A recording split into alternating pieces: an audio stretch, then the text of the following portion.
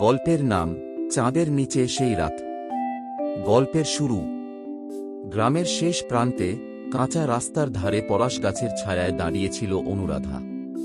পেছন থেকে ধরা ধরা বাতাসে তার নীল সালোয়ার কামিজটা শরীরের ভাঁজ ধরে খেলছিল। সামনে এগিয়ে এল শুভ্র, হালকা কাঁধ ছোঁয়া চুল, চোখে ভরা গভীরতা। অনু, মৃদু স্বরে ডাক দিল শুভ্র। অনুরাধা ঘুরে দাঁড়াতেই শুভ্রর বুক কাঁপতে লাগল। আজ ওর ঠোঁটের কোণায় অদ্ভুত এক মিষ্টি মাতকাশক্তি। শুভ্র এক পা এগিয়ে অনুর হাতটা ধরল। হাতের উষ্ণতায় অনুর সারা শরীরে বিদ্যুৎ খেলে গেল। আজ আর ফেরাবি না অনু? শুভ্রর কণ্ঠ ছিল ব্যাকুল। অনুরাধা কিছু বলল না, শুধু মাথা নিচু করে চোখ বুঁজল। সেই চুপচাপ সম্মতি পেয়ে শুভ্র এক ঝটকায় ওকে বুকে টেনে নিল। মুহূর্তেই দুই হৃদয়ের ছন্দ মিশে গেল। শুভ্রর ঠোঁট প্রথমে আলতো করে ছুঁয়ে গেল অনুরাধার কপাল। তারপর ধীরে ধীরে ঠোঁট নামল গালের পাশ ঘেঁষে, কানপাশ দিয়ে নামতে নামতে ঠোঁটে এসে থামল। কোনো বাধা ছিল না, শুধু গভীর শ্বাসের শব্দ। প্রথম চুম্বনটা ছিল আলতো, দ্বিতীয়টা একটু গভীর।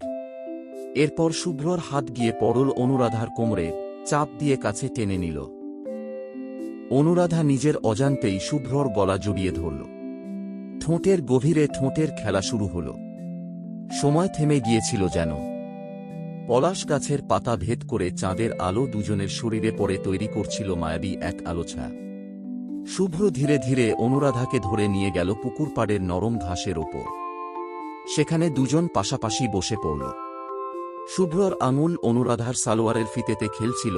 অনুরাধা চোখ বন্ধ করে নরম নিঃশ্বাস ফেলছিল। বুকের ভেতর ভয় আর উত্তেজনার এক অদ্ভুত মিশ্রণ।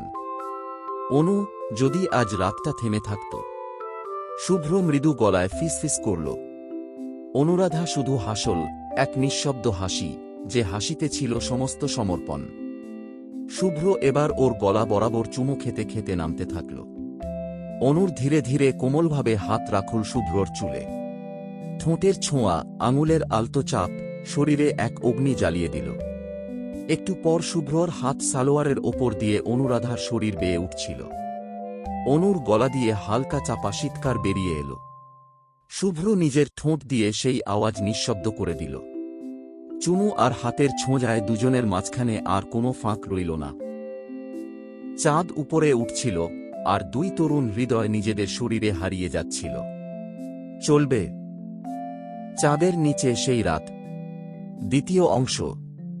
পুকুর পাড়ের নরম ঘাসে দুজন একে অপরের বুকে মাথা রেখে শুয়েছিল। শুভ্রর হাতে ছিল অনুরাধার কোমর, অনুরাধার আঙুল ঘুরছিল শুভ্রর বুকের ওপর। সারা চারপাশে শুধু ঝিঁঝিঁ পোকার ডাক আর নদীর গুনগুন সুর। হঠাৎ শুভ্র অনুর মুখের ওপর ঝুঁকে পড়ল। চোখের গভীরে চেয়ে বলল, অনু, তোকে ছাড়া আমি অসম্পূর্ণ। শুভ্রর কথায় অনুর ধরা ধরা চোখ দুটো জলজল করে উঠল। কোনো কথা না বলে ও শুভ্রর ঠোঁটের ওপর নিজের ঠোঁট চেপে দিল। এবার আর ধীরে নয়, পুরো আবেগ নিয়ে। ঠোঁটের ঠোঁটকে দাবিয়ে ধরে দুজন যেন নিজেদের সব বাঁধন ভেঙে ফেলল। অনুরাধার বুকের ওঠা নামা দ্রুত হতে লাগল। শুভ্র এবার অনুর সালোয়ারের ফিতেটা আলতো টান দিল। অনু চোখ খুলে ওর দিকে চাইল। সেই চোখে ছিল সম্মতি, ছিল আদিম আকাঙ্ক্ষা। শুভ্র ধীরে ধীরে ওর ওড়নাটা সরিয়ে নিল। কোমরের পাতলা কাপড়ের ওপর দিয়ে শুভ্রর আঙুল চলছিল, যেন আগুন জ্বালিয়ে দিচ্ছিল অনুরাধার প্রতিটা স্নায়ুতে। অনুরাধা এক হাতে শুভ্রর চুলের মুঠি ধরে ওকে আরো কাছে টেনে নিল। ওর উষ্ণ নিঃশ্বাস গাল ছুঁড়ে বুকের ভিতর আগুন ধরিয়ে দিল। শুভ্রর ঠোঁট নামতে নামতে গলার নিচে, বুকের ওপরে আলতো চুমু ফেলল। অনুর গলা দিয়ে অস্ফুট শব্দ বেরিয়ে এল, যেন নিজেরাই কথা বলছিল শরীরের ভাষায়। শুভ্র সাবধানে, শ্রদ্ধা আর উন্মাদনার মিশ্রণে ওর জামার বোতাম খুলতে লাগল।